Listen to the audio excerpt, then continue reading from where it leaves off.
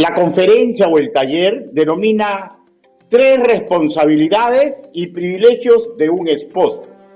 Y en esta primera ponencia vamos a tocar fundamentos del sacerdocio familiar.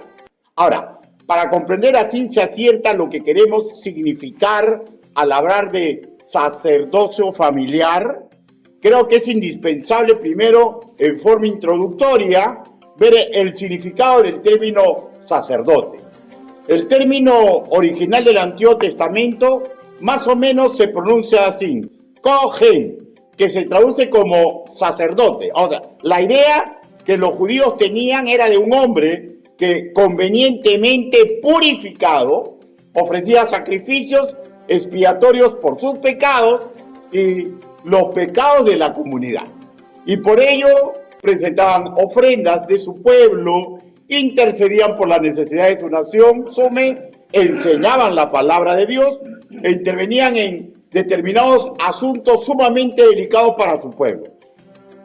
Asuntos que ellos legislaban partiendo de la Torá. Para nosotros, los 5 primeros libros de la Biblia o el Pentateuco. En el griego no existe paragón para el término kohen, debido a que los griegos no tenían este tipo de sacerdote judío. El sacerdocio no es una función que pueda realizar cualquier hombre.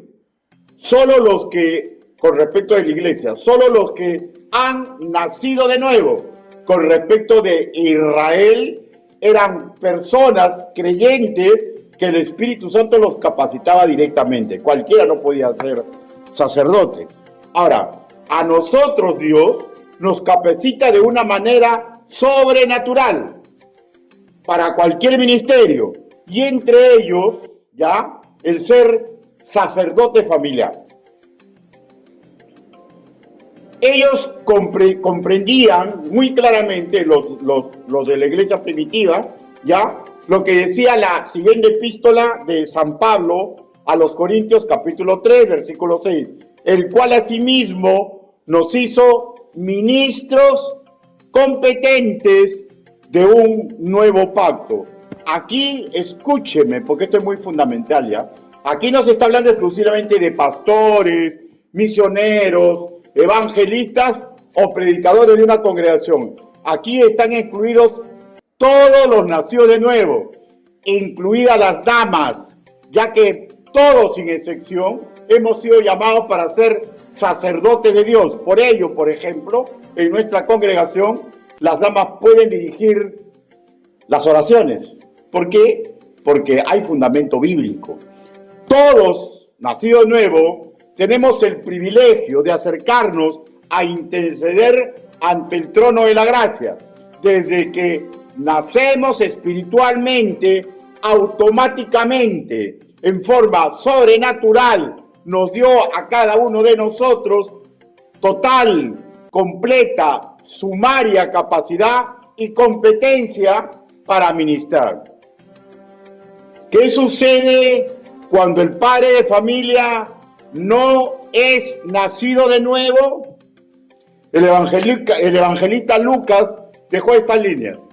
Os digo que si estos callaran, las piedras clamarían. Capítulo 19, versículo 40. O sea, que si en una familia el esposo, que es la orden de Dios, es cabeza de hogar, porque es el plan perfecto de Dios, pero no es nacido de nuevo, y la esposa sí, ella automáticamente debe ejercer el trabajo del sacerdocio familiar, que en buena cuenta no es un oficio pastoral, aunque asemeja, siendo castizamente hablando, la facultad y obligación de acercarse en intersección ante Dios, por los siguientes motivos. 1. Expiar por sus pecados y los que conforman la familia. 2. Interceder por las necesidades de la familia. 3. En acción de gracias por la protección que Dios le hace a su familia ante las pruebas, incluso en medio de las disciplinas a que la familia o algún miembro de la familia está siendo sometido. Hay una cuarta característica que debe ejercer un sacerdote, la de enseñanza, de la cual vamos a hablar más adelante. Visto esto como datos preliminares, apreciemos tres aspectos muy importantes para la función del sacerdocio familiar. Primer punto, ¿es opcional esta función? ¿Es opcional esta función? Comprendemos claramente que la función de sacerdocio familiar no es un ministerio eclesiástico, ni para el pueblo de Israel, ni para su iglesia. Es bueno también saber que existen antecedentes escriturales de que se ejerció desde la época de los patriarcas antiguos. La lectura bíblica, ¿no? Job capítulo 1, versículo 4-25, ¿no? Donde él intercede por sus hijos si es que hubieran pecado, ¿no es cierto? Asimismo, podemos discernir mediante principios bíblicos si es obligatorio o no esta función para un esposo creyente. Recordemos brevemente, hermanos míos, la visión divina para el esposo, que es cabeza de hogar. Cabeza de hogar. ¿Ya? Busque Hebreos capítulo 5, versículo 1. Hebreos capítulo 5, versículo 1.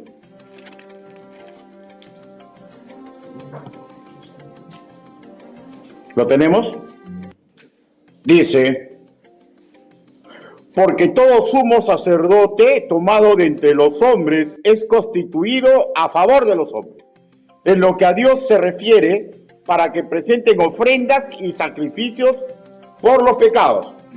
Ahora, si bien es cierto que en este verso bíblico se está refiriendo específicamente a los sacerdotes para el antiguo pueblo de Israel, vemos aquí 4 características que luego debemos tenerlas en cuenta. Primero, el sacerdote estaba elegido entre los hombres para ser su representante. Segundo, pero quien lo elegía era designado por Dios. Tercero, su oficio era en beneficio del pueblo elegido en su relación con Dios. Y cuarto, su trabajo específico fue ofrecer dones y sacrificios por los pecados. Al ver las 2 primeras características para con los sacerdotes de la antigua dispensación, la de ser elegidos entre los hombres para ser su representante y la de ser designado por Dios, podemos relacionar con 2 características que también están presentes en todo esposo que está viviendo en un vínculo familiar. Si apreciamos desde Génesis, ya se denota la función que le corresponde a la mujer como función vinculante, o sea, sujeto a obligación, ¿ya? Que denota una función futura del hogar. Dice: le haré ayuda idónea para él. Capítulo 2, versículo 18. Esto, de hecho, ya le da al hombre, ¿ya?, un trabajo principal por hacer. O sea, la responsabilidad directa, escúcheme, ¿ya?, de la futura familia se le confería al varón. Asimismo, en 2 Corintios, el esposo se le designa una función representativa de la divinidad en el hogar. Escuchen, pero quiero que sepáis que Cristo es la cabeza de todo varón, y el varón cabeza de la mujer, y Dios la cabeza de Cristo.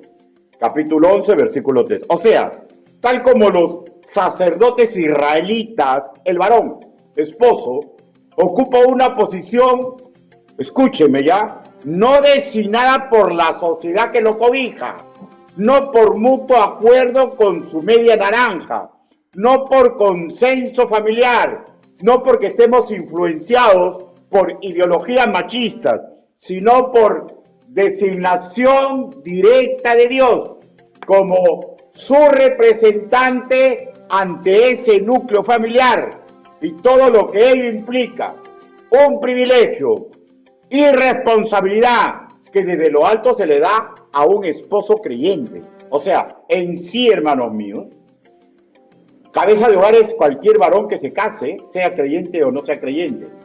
Pero para ser ministro del Señor, ¿ya? Forzosamente tiene que ser nacido de nuevo. Ahora, el creador es un ser totalmente ordenado, ¿no? Orden en sus ideas, orden en sus conceptos, orden de objetivos que rigen mediante principios, modelos, o si no, órdenes directas para cualquier trabajo o acción específica que haga un creyente. Ya dentro de su visión para el género humano, entregó la primera organización que se tenga memoria, la familia. Por tanto, dejará el hombre a su padre y a su madre y se unirá a su mujer y serán una sola carne. Génesis capítulo 2, versículo 24. Dense cuenta que ni Adán ni Eva tuvieron padre ni madre. Entonces, ¿por qué se da esto? Porque es una normativa para lo futuro. O sea, un hombre, una mujer, una nueva familia. Y la divinidad siempre ha protegido el núcleo familiar, ¿ya? Aún en tiempos desconcertantes. Por ejemplo, no solo Noé fue preservado del diluvio, también se incluyó a su parentela directa. Entra tú y toda tu casa en el arca, porque a ti te he visto justo. Génesis capítulo 7, versículo 1. Miren, hermanos, es muy bueno esto. La bendición a una familia viene por parte del hombre, según lo que vemos, ¿no? ¿No? Es fundamental el hombre. No solo ordenó salir de la idolatría en Ur a Abraham, ¿no? No solo fue eso, tácitamente estaba comprendido la orden para lo de su casa. O sea, el sobrino de Abraham le dijo que salga, pero estaba comprendido, acuérdense, también su casa. Lo mismo aconteció con la familia de Lot en el juicio a Sodoma y Gomorra. Levántate, toma a tu mujer y a tus 2 hijas que se hallan aquí, para que no perezcan en el castigo de la ciudad. Génesis capítulo 19, versículo 15. Quiero que se den cuenta, fundamental es el hombre para proteger la familia. ¿Ya? Esa es la importancia que Dios le da al esposo, al padre de familia, para la protección de su nueva familia, y que su visión y proyectos, hermanos, no considera solo al esposo. O sea, y aquí hay que tener cuidado, porque hay esposos que piensan, hermanos míos, que son capataces, que son los más, que son papirriqui, que el Señor los eligió y son los jefes de la familia. Hermanos, si Dios me eligió a mí como representante suyo en mi familia, no soy el jefe. Soy el que tengo que luchar para que ellos sean protegidos. ¿Ya? Ojalá que esto quede claro. Dios desea regar bendiciones a todo núcleo familiar. Y la clave, la primera opción es el hombre. Triste cuando el hombre delega esa función a la mujer. Pero hay hombres que delegan esa función a la mujer. Y el deseo de mi corazón que eso no ocurra en esta iglesia, ni en cualquier iglesia donde se me permite educarlos. Si vemos la tercera característica para con el sacerdocio de la antigua dispensación, la de ocuparse en beneficio de los hombres sin que pierdan el favor divino, ¿ya? ¿No es eso también una de las funciones del padre para con los integrantes de la familia? ¿No? O sea, lo vemos Job, si mis hijos hubieran pecado, perdónalos, ¿no? Ahora, mediante la doctrina de la mayordomía comprendemos que existen administradores de Dios para esta función dentro de su respectivo hogar. Sería tirado de los pelos pensar que el primer administrador espiritual de los hogares son los pastores. Nosotros, hermanos míos, somos responsables directos de los ministerios eclesiásticos en que se desempeña la iglesia local donde ministramos. Y mi responsabilidad es indirecta con respecto a las familias que conforman la congregación. En la segunda ponencia pondremos un poquito más detallado sobre esto. ¿Ya?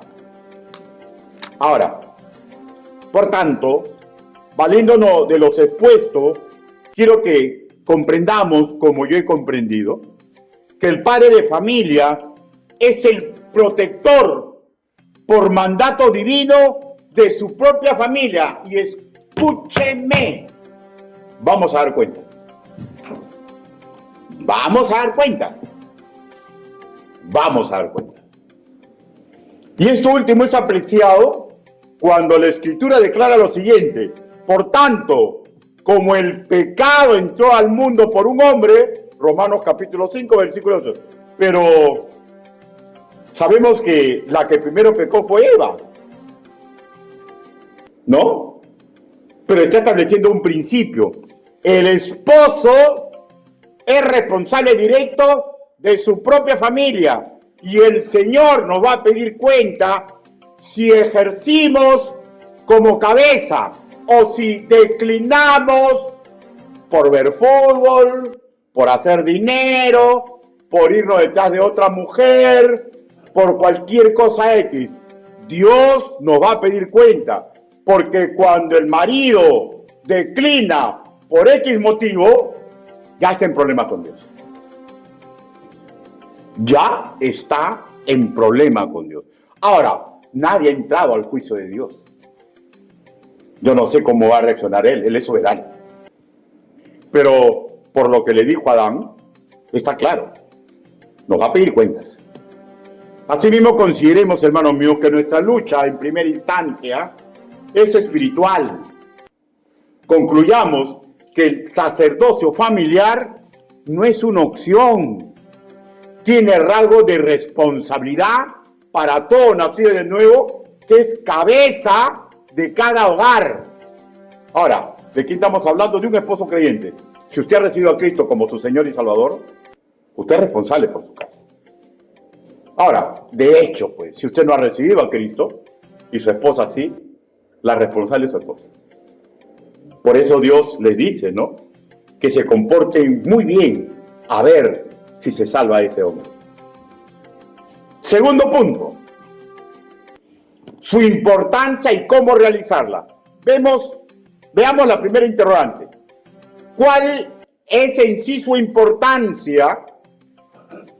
Eduardo Payson, predicador escocés, ya en la presencia del Señor del año 1827, dijo así: la oración es la primera, la segunda, la tercera, la cuarta, quinta, sexta cosa necesaria para el que ministra. De este varón se cuenta, miren lo que se cuenta de este hombre, ¿ya? Dice que cuando él no lo hacía para que lo vean, ¿ya?, sino cuando lo sorprendían, porque los hombres de Dios ni las mujeres de Dios hacen las cosas para que lo vean, pero Dios permite que lo vean. Dice que cuando este hombre se cerraba para estudiar la Biblia, dice que le estudiaba arrodillado. Y él decía, las cosas de Dios se hacen arrodilladas. Ahora, vayamos más allá, pues, ¿no?, de lo literal, ¿no? Todas las cosas de Dios se hacen arrodilladas. O sea, orándole, pidiéndole, sometiéndonos. Todo cristiano tiene mandato imperativo de predicar la palabra de Dios y ayudar para la edificación de los santos. Ay, me puede decir, pastor, pues yo no tengo buena voz, yo soy tartamudo. Cuando hablamos de esto es un trabajo corporativo, ¿y hermanos? Trabajo corporativo. Si yo soy mudo y no sé señas, ¿ya?, pero soy creyente, hay trabajo dentro de la iglesia, hay forma de colaborar, lo económico, lo diaconal, ¿no es cierto? O sea, pero somos un equipo. Quiero que esto quede claro, ¿ya? Todo cristiano tiene mandato imperativo de predicar la palabra de Dios y ayudar en la edificación de los santos.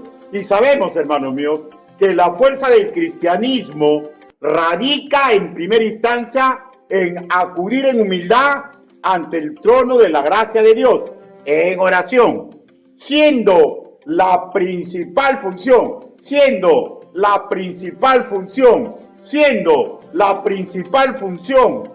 de cualquier padre de familia, la de proteger a su propio núcleo familiar. Debemos asimilar que protegerlos secularmente solo es una parte del encargo, ¿ya? Como es comprensible, hermanos míos, El trabajo secular produce frutos materiales de diferente nivel, mas no espirituales. Pero al haber nacido de nuevo, Dios nos ha constituido competentes, completamente aptos para usar armas espirituales. Que vimos en la segunda epístola de Pablo a los Corintios, ¿no? Capítulo 3, versículo 6. El cual asimismo nos hizo ministros competentes de un nuevo pacto. La realidad indica, hermano mío, por favor, escúcheme porque esto es muy, muy importante. Tenemos un kit metido en la mente como varones, que tenemos que proveer las cosas materiales. Y está bien, no está mal eso, porque es algo que Dios nos ha puesto. Pero la realidad indica que la función proveedora de cosas materiales que realice el varón dentro del núcleo familiar le exige gran cantidad de tiempo y esfuerzo que lo agota física y mentalmente, mucho más de lo que quisiéramos. Y ahí entra el conflicto entre lo que sabemos que es necesario hacer y lo que deseamos hacer. Pero recordemos, hermanos míos, las palabras de aliento que nos da el Señor. Todo lo puedo en Cristo Jesús que me fortalece. Hermano, y yo no estoy predicando algo ajeno, yo también he sido trabajador, ¿no? Trabajador. Y es agotador, y mucho más si uno tiene un cargo. Porque ya no solamente es el trabajo que me ordenan, yo tengo que ordenar a los demás, y tengo que ver que todo sea excelente, y esto y este otro, y uno llega agotado. Y ahí entra el conflicto entre lo que queremos hacer, porque estamos agotados, y lo que sabemos que debemos hacer. Hermano de mi corazón, tú puedes ganar el mundo, pero todo ese mundo no va a poder proteger ni a tu hija, ni a tu hijo, ni a tu esposa, si tú o yo los abandonamos espiritualmente. Todo lo puedo en Cristo Jesús que me fortalece es una clara alusión a una energía sobrenatural que corre dentro de nosotros mismos, ya que somos nacidos de nuevo. ¿Se acuerdan lo que dijo el Señor Jesús? Ríos de agua correrán desde dentro tuyo. ¿Se acuerdan lo que dice? Como las águilas, sus fuerzas se renovarán. Una fuerza sobrenatural que Dios ayuda a sus hijos cuando le dicen, papito lindo, estoy metido en tu obra. Mano, es una excusa no orar por la familia. Es una excusa decir que no tengo tiempo para estudiar la palabra del Señor porque estoy muy ocupado. Que tenemos que invocar el poder de Dios para que nos dé fuerza sobrenatural, porque siempre va a haber este dilema, lo que queremos hacer y lo que sabemos que tenemos que hacer. Sume que si usted ya es creyente, tenemos el siguiente estatus jurídico. Somos esclavos de Dios. Tanto en el hebreo como en el griego, esclavo es esclavo. Y los esclavos, escúcheme y grábeselo, ¿ya? Los esclavos, y usted es un esclavo y yo soy un esclavo, no tenemos derechos, no tenemos ningún derecho, solo tenemos obligaciones. ¿Es claro, hermano mío? ¿Saben cuál es el derecho que yo tengo?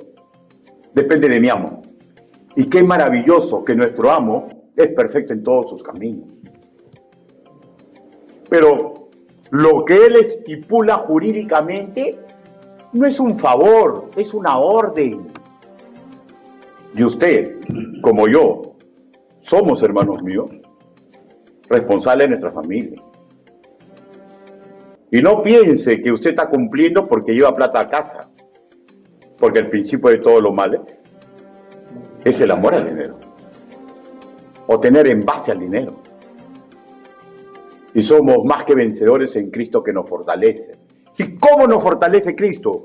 Cuando nosotros decidimos, la verdad, somos incapaces y nos comenzamos a depender de Dios. Él, hermanos míos, escúcheme ya. Y si no lo sabía, escúcheme. Y si lo sabía pero se está olvidando, recuérdelo. Él es quien decide y determina nuestra vida. Él es el que decide el trabajo que tenemos que hacer en nuestra familia. Y Él es el que decide el método. Él ha dicho que yo soy cabeza de hogar. Y se terminó. Es mi amo. Es el Señor de ustedes. Ah, yo soy soltero, pastor. Prepárate. Porque nadie sabe su futuro. Y no es perita de dulce ser cabeza de un hogar, hermanos míos. Porque las mujeres nos salen con cada cosa, ¿ya? Y nos rompe el cuadro. ¿Por qué? Porque yo pienso como hombre y ella piensa como mujer. Pero nada de eso inhabilita que yo soy cabeza de hogar. La siguiente cuestión con este respecto, vamos a tratarlo después. ¿Cuándo orar? En buena cuenta, nuestro Padre Celestial está siempre dispuesto a escuchar nuestras peticiones en oración. ¿Se acuerda? Protegiendo a mi familia, ¿ya? Dándole gracias por las bendiciones que Dios le da a mi familia, ¿ya? Las pruebas que tiene mi familia e incluso las disciplinas. El responsable de llevar todo eso es el hombre. El profeta Isaías, ¿ya? Andaba de un sitio para otro, ¿ya? El rey David, antes de serlo, paraba de arriba para abajo. Antes de ser rey fue perseguido y fue guerrero, ¿ya? Y cuando niño y jovenzuelo, ejercía como pastor de ovejas. Y es un trabajo sumamente cansado y estresante. El profeta Daniel fue funcionario real de Babilonia y luego en Persia. En el Nuevo Testamento, Cornelio fue legionario romano. Y todos ellos, hermanos míos, tenían un trabajo estresante. Y todos ellos oraban. ¿Saben cuál es el quid del asunto? La inteligencia práctica, la sabiduría, que Dios lo hace mediante su palabra, que todos ellos oraban en diferentes horas. O sea, no es, bueno es si puede orar al amanecer, bueno es si puede orar al anochecer, pero hay veces tenemos que darnos cuenta que el horario es lo de menos. La cuestión es que encontremos tiempo y nos arrodillemos ante el trono de la gracia. Y no puede decir que está muy ocupado, no puede decir que está muy ocupado, porque yo no creo que alguien acá esté más ocupado que un guerrero, ¿no? ¿Alguien está más ocupado que un pastor? ¿Alguien sabe cómo trabaja un pastor? Ese es trabajo. ¿Alguien sabe cómo trabaja un funcionario real que está atento a lo que el rey le pide? ¿Saben cómo trabajaba Isaías de profeta? Anda para tal sitio, anda para tal sitio, anda para tal sitio, anda para tal sitio. Señor, ya tengo 50, sigue andando, sigue andando. ¿Se acuerda usted Moisés? Ahora dice, no, yo ya estoy cansado. ¿A qué edad Moisés fue libertador de Israel? 80 años. 80 años. De hecho, él le pedía fuerza para que le renueve como las águilas. Cuenta la historia que Moisés, cuando subió al monte para morir, Dios lo llevó para allí, lo subió tranquilo. Sus fuerzas estaban renovadas como las águilas. ¿Y saben por qué? Porque él dedicaba sus fuerzas para la gloria de Dios. A veces, muchos amigos míos se quejan de sus enfermedades, de sus achaques, de que tienen problemas. Y la pregunta clave es, ¿haces algo por Dios? Bueno, soy creyente. ¿Diezmas? ¿Te comienza algo? ¿Eres jubilado? ¿Vives temprano? ¿Puedes hacer algo? ¿Cómo van a pedir nueva fuerza como las águilas? El Señor da fuerzas a los que se dedican a su obra. Si usted tiene fuerzas para trabajar secularmente, ¿ya? Y no se dedica al Señor, eso no se lo está dando Dios. Esa es la naturaleza que Dios creó, que usted esté fuerte. ¿Ya? Pero si usted quiere dedicarle su trabajo a Dios, pídale fuerzas. Y Dios le da fuerza como las águilas. Todo que yo concentre para la gloria y la honra de Dios, hermano, hay beneficio. Todos, sin excepción. Todos ellos, hermanos, personas muy ocupadas, pero comprendían la necesidad y el privilegio de orar agradecidos y por las necesidades de su pueblo y los pueblos que confiaban en ellos. Lutero, hermanos míos, reformador, lideró una coalición ya contra el emperador Carlos V y contra el Papa Romano, ¿ya? Y fuera de eso, fue consejero de los príncipes electores en una guerra en Europa. Sume, era predicador. Sume, escritor de apología cristiana, ¿ya? Sume, fue padre de familia.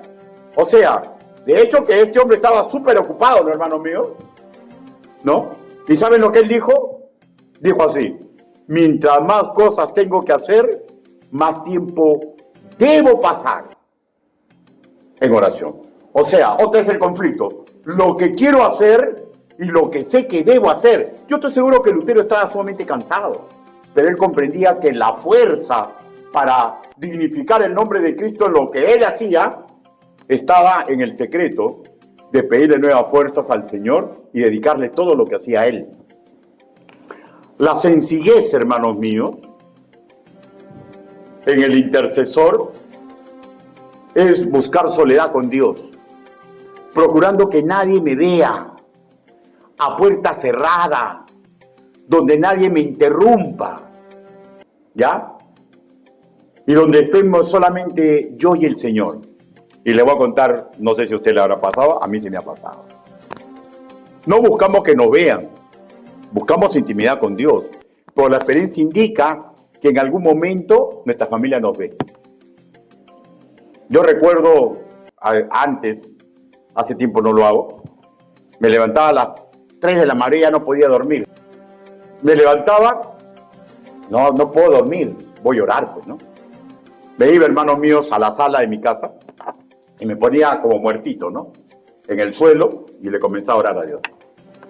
Yo decía que no me vean, ¿no?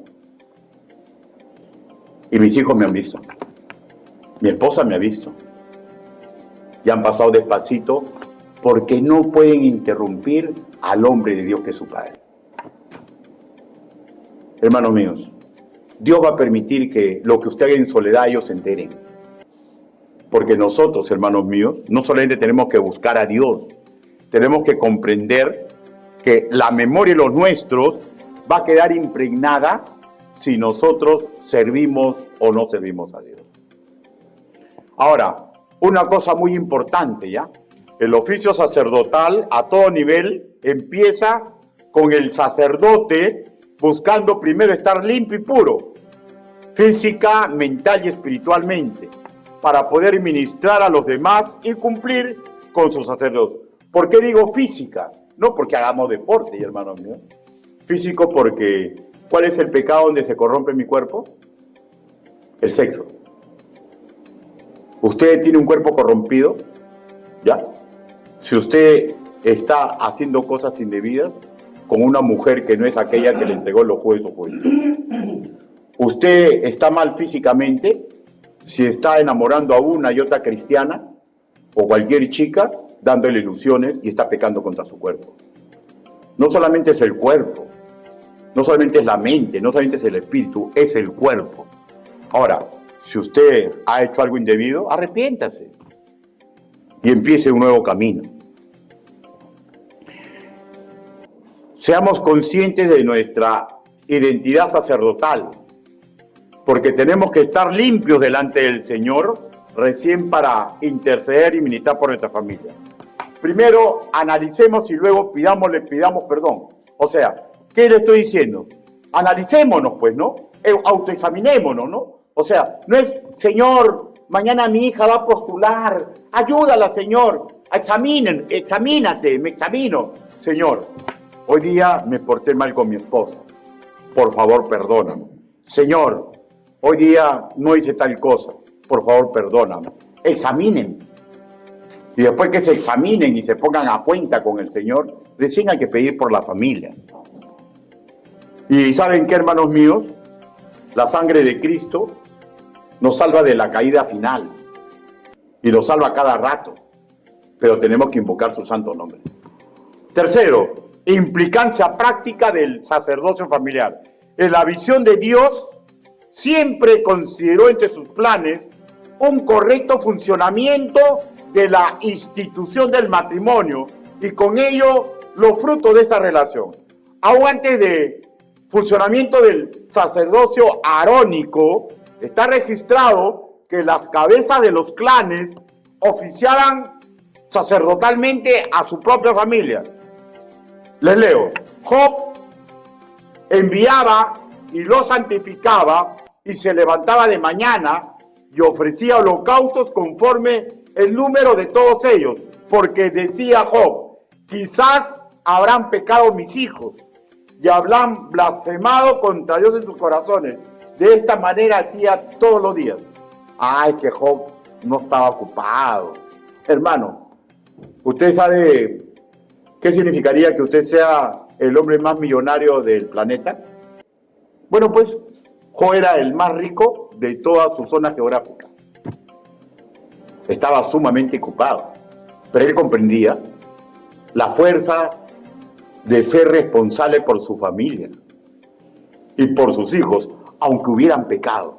El motivo es simple, ¿ya? Proteger espiritualmente a la familia, invocando la gracia divina en los aspectos que ya hemos dicho, ¿ya? Es nuestra obligación, no es algo opcional. Ahora, en honor a la verdad, la protección divina siempre va a estar de acuerdo a sus planes, aunque la protección perfecta de Dios a veces es incomprensible para nosotros, ¿ya? Por ejemplo, voy a poner un ejemplo que ojalá que usted comprenda. Yo le puedo orar mucho por mi esposa. Mucho puedo orar por mi esposa. Pero si Dios ha decidido cortar el hilo de su vida mañana, lo va a cortar.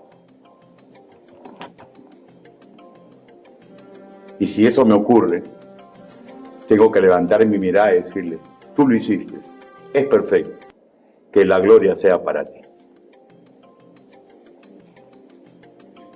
O sea, no oramos caprichosamente. Dios sabe lo que hace y lo que hace es perfecto. Pero se nos manda orar. Ahora, ¿por qué no comprendo? Pero, ¿qué tiene de malo que viva un día más? Pero, ¿qué tiene de malo que mi hijo no hizo nada? ¿Por qué murió en el vientre de mi esposa? Tú no sabes ni yo tampoco. Porque mis pensamientos no son los pensamientos de Dios, ni mis caminos, los caminos de mi Señor. Parafraseando a Isaías capítulo 55, versículo 8. Por ejemplo, hermanos míos, eso le ocurrió a Job, pues, ¿no? Con respecto a su familia. Y lo mismo nos tocará a cada padre cristiano, ¿ya? A cada padre cristiano, cuando alguien de nuestra familia muera. O sea, ¿qué es lo normal? ¿Quién debe morir primero? ¿El padre o el hijo? La lógica indica. ¿Y si muere el hijo? ¿Pide usted por sus hijos? ¿Y si Dios decide llevarse a uno de sus hijos? ¿Qué hará? ¿Dejará de venir a la iglesia? ¿Mirará al cielo y maldecirá a Dios? Eso le dijo la esposa a Job, ¿no? Y él le dijo, con mujer fatua has hablado. Hermanos míos, yo soy sacerdote de mi casa, sin importar que vengan mareas y terremotos. Yo tengo que seguir orando por mi casa. Si bien es cierto, hermanos míos, la salvación es personal y no es una condición hereditaria, pero también es cierto que Dios da misericordia a millares a los que aman y guardan sus mandamientos. ¿Usted tiene hijos que cree que aún no son creyentes? Si usted cree eso, ¿sabe dónde se van a ir? ¿Y ya no puede hacer nada por ellos? ¿Ya no puede hacer nada por ellos? Qué poca es su fe. Ore, pero ore y arregle su vida con Dios. Usted sabe lo que tiene que hacer como creyente, hágalo. Sea útil para su familia. Usted es el sacerdote de su casa. Yo soy el responsable por mi familia. Dios me va a pedir cuenta. Ricardo, ¿tú sabías el poder de la oración? Sí, Señor. ¿Y por qué no lo usaste? Porque sabía que tenía que enderezar mi vida, Señor. ¿Qué tan poco hombres somos? que no somos capaces de enderezar nuestra vida para ayudar a los seres que amamos. Pregunto, ¿tampoco hombres somos? El esposo es la clave. Muchos de nosotros hemos llegado a los pies de Cristo y arrojamos déficit en nuestra labor como padres, ¿no? La leche ya está derramada, ya no puedo hacer nada. Pues la Biblia me dice que siempre hay una oportunidad. La fuerza del cristiano, hermanos míos, no es la predicación. La fuerza del cristianismo no es el dinero. La fuerza del cristianismo es ir ante el trono de la gracia con pecados confesados y pedirle al Señor. ¿Usted es consciente de lo que dijo Josué? Pero yo y mi casa serviremos a Jehová. ¿Qué está diciendo? ¿Ese eslogan eso, hermanos míos? No. ¿Saben lo que dijo, lo que estaba diciendo Josué? Prácticas. Señor, yo me voy a esforzar para que mi mujer vea cómo es un siervo de Dios. Señor, yo me voy a esforzar para que mis hijos vean cómo es un siervo de Dios. Y de ahí, pues, ¿no? Yo en mi casa serviremos a Jehová. Pero vemos que los hombres, hermanos míos, obvían su lugar y están esperando que la mujer haga la obra. O está esperando de repente que los incrédulos de repente le pidan a San Martincito, ¿no? De repente un creyente a sus ángeles de la guardia, ¿no? No sé, hermano. Pero hay que tener sumo cuidado, ¿ya? La implicancia práctica del sacerdocio familiar es que sin importar si nuestros hijos y esposa vivan con nosotros, no vivan con nosotros, sin importar que nuestra esposa sea la fregada, sin importar que nuestros hijos sean rebeldes, sin importar cualquier circunstancia externa, mi vida de oración es la base fundamental para proteger a mi casa. Si antes los protegíamos bien, regular o mal, cuando usted recibió a Cristo, Dios nos hizo aptos para ser sacerdotes de Él y nos entregó el privilegio, ¿ya?, de tenerlo como nuestro aliado, como nuestro dueño, como nuestro Padre Celestial, como el general de nuestros ejércitos, como el que lleva nuestras oraciones, ¿ya?, mediante el Espíritu Santo, al Padre Celestial, como el abogado que ve nuestro caso ante Él. Y lo que nos pide a nosotros, hermanos míos, para ser unos correctos sacerdotes en casa, que usted y mi persona podamos calzar en este versículo. Y analícese si usted se calza. Dice, cuán hermosos son los pies de los que anuncian la paz, de los que anuncian buenas nuevas. Romanos capítulo 10, versículo 15. ¿Usted está dentro de este versículo? Si usted está, sus oraciones no rebotan con el techo. Si usted no está en esto y solamente es un calentabancas, ¿ya?, con sinceridad, el sacerdote en su casa es su esposa. Y está despreciando el privilegio y la responsabilidad que Dios nos ha dado. Para terminar, hermanos míos, le cuento mi propio convencimiento. Primero, si nos declaramos no hábiles para solucionar satisfactoriamente los problemas de nuestros propios hogares, vamos a aprender a ser más dependientes de Dios. Claro, sin dejar de trabajar secularmente, ¿no? Porque tengo que seguir protegiendo a mi familia. Porque si me pongo engreído y orgulloso, estoy pecando contra Dios. Hermanos, la vida no es fácil. Tenemos una responsabilidad y un privilegio varonil, pero si usted lo deja de lado, yo estoy seguro, su esposa lo va a agarrar. Pero hay un peligro, que su esposa no es muy madura, usted la va a mandar al mundo. ¿Es así como usted quiere proteger a su esposa? Es que no comprendemos que ser varonil, hermanos míos, no es tener pelo en pecho, no es tener los bolsillos llenos, es luchar como Cristo luchó para proteger a la iglesia. Ellas pueden hacer nuestro trabajo, y yo le voy a ser sincero, ¿ya?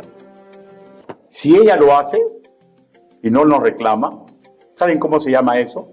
Se llama amor. y del bueno, ¿ya? Y camino a la excelencia. Y si nosotros declinamos, ¿sabes cómo se llama eso? Se llama desobediencia. Y yo le sumo un certificado, ¿ya? Un desobediente no va a poder tener ni una sola bendición de Dios. Ni una sola bendición de Dios. Porque Dios no va a pisotear su propia palabra. No estoy pidiéndoles perfección, porque es perfecto solo uno. Yo cometo muchos errores, pero yo tengo presente que yo soy el sacerdote de mi casa. El sacerdocio familiar le corresponde al hombre. Le corresponde al hombre y le corresponde al hombre. Inclinen su rostro, vamos a orar. Bendito Padre Celestial, gracias mi Dios, porque su palabra ha sido predicada. Ayúdenos, papito lindo, para que nosotros separemos tiempo, Señor, para orar por nuestra familia. Ayúdenos, Padre, y que antes de orar, Señor, nosotros analicemos nuestra vida. Usted sabe lo que estamos haciendo mal y que comenzamos a recorrer el camino de metanoia, un cambio genuino, Señor, porque mi Dios es el método que usted ha dado y nadie lo va a cambiar. Ayúdenos, Padre, porque somos tan débiles, somos tan humanos, Señor. Y usted, mi Dios santo, murió en la cruz por nosotros y nos ayuda mucho, Señor. Ayúdenos, Señor, para nosotros hacer lo justo y lo correcto. Así le pedimos, así le suplicamos, en el nombre bendito, precioso y poderoso del Señor Jesucristo. Amén. Dios lo bendiga.